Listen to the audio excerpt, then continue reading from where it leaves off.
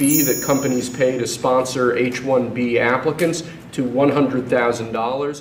যেদিন মার্কিন president Donald Trump H-1B visa ফি বাড়ানোর নির্বাহী আদেশে স্বাক্ষর করেন, সান ফ্রান্সিসকো থেকে ভারতের উদ্দেশ্যে উড্ডয়ন করতে প্রস্তুত এমিরেটসের ফ্লাইটটি যেন হঠাৎ কেঁপে ওঠে।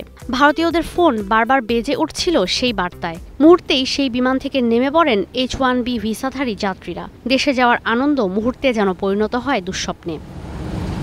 মূলত H-1B ভিসা অভিবাসী নয়, এমন এক ধরনের অস্থায়ী ভিসা, যার মধ্য দিয়ে বিশ্বের বিভিন্ন দেশ থেকে উচ্চশিক্ষিত আর দক্ষরা বিশেষায়িত চাকরির জন্য যুক্তরাষ্ট্রের বিভিন্ন প্রযুক্তি প্রতিষ্ঠানে চাকরির সুযোগ পান।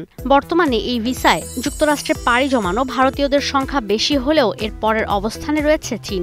বাংলাদেশি আবেদনকারীর সংখ্যা এই ভিসায় খুবই কম।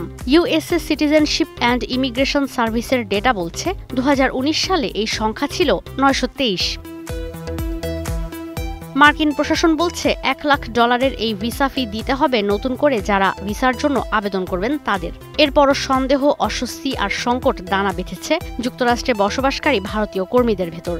আর ক্যারিয়ার গড়তে যুক্তরাষ্ট্রে H-1B ভিসা নিয়ে যাওয়ার স্বপ্ন দেখা শত শত তরুণদের ভবিষ্যৎ পড়ে গেছে অনিশ্চয়তায়। হুমকিতে পড়ে গেছে $280 বিলিয়ন প্রযুক্তি খাত।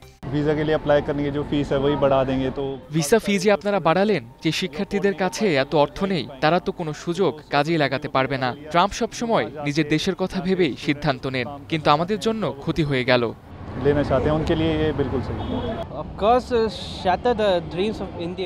আমাদের স্বপ্ন ভেঙে চুরমার হয়ে গেছে। মার্কিনেরাও জানে না অভিবাসীরাই যুক্তরাষ্ট্রকে শ্রেষ্ঠ বানিয়েছে। তাদের জানা উচিত ভারতীয়, চীন, সর্বোপরি এশিয়াই দক্ষ জনবল সরবরাহ করতে পারে। ভারতীয়দের এখন বিকল্প ভাবা উচিত। ভারতীয় বিশ্লেষকরা বলছেন এতে করে মার্কিন প্রতিষ্ঠানগুলোই বেশি ক্ষতিগ্রস্ত হবে, কারণ সেখানে এই ভিসাধারী ভারতীয় দক্ষ জনবলই বেশি। এই জনবল না পেলে যুক্তরাষ্ট্রের অর্থনীতিতে চাপ পড়তে পারে। এক্ষেত্রে নতুন ভিসা ফির এই সুযোগ কাজে লাগাতে পারে খোদ ভারতীয় প্রতিষ্ঠানগুলোই।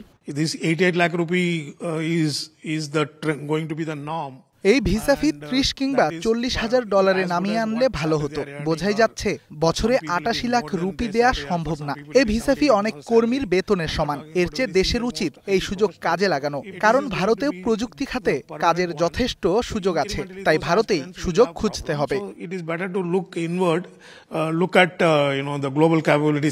ডোনাল্ড ট্রাম্পের সেই নির্বাহী আদেশে যেন শকওয়েভ লেগেছিল সিলিকন ভ্যালি সহ মার্কিন সব কর্পোরেট প্রতিষ্ঠানে। খোদ মার্কিন বিশ্লেষকরা বলছেন এতে করে দক্ষ কর্মীরা নিরুৎসাহিত হবে। নেতিবাচক প্রভাব ঘুরে ফিরে পড়বে যুক্তরাষ্ট্রের অর্থনীতিতেই। প্রযুক্তি প্রতিষ্ঠানগুলো কর্মী নিয়োগে পড়বে আরও বিপদে।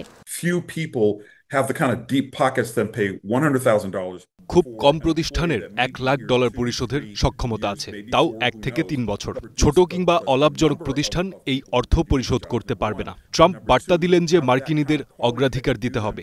সমস্যা হলো যুক্তরাষ্ট্রে এই দক্ষতার কর্মী নেই। দক্ষিণ কোরিয়ার হুন্দাইয়ের কর্মীদের কথাই ধরুন, তারা জানে কিভাবে অন্য দেশে কোম্পানি স্থাপন করতে হয়। আমাদের এই যোগ্যতার কর্মী নেই।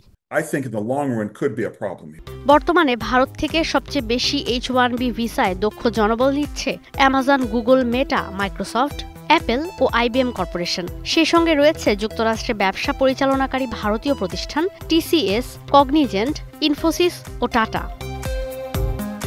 ঈশিতা ব্রহ্ম, স্টার নিউজ।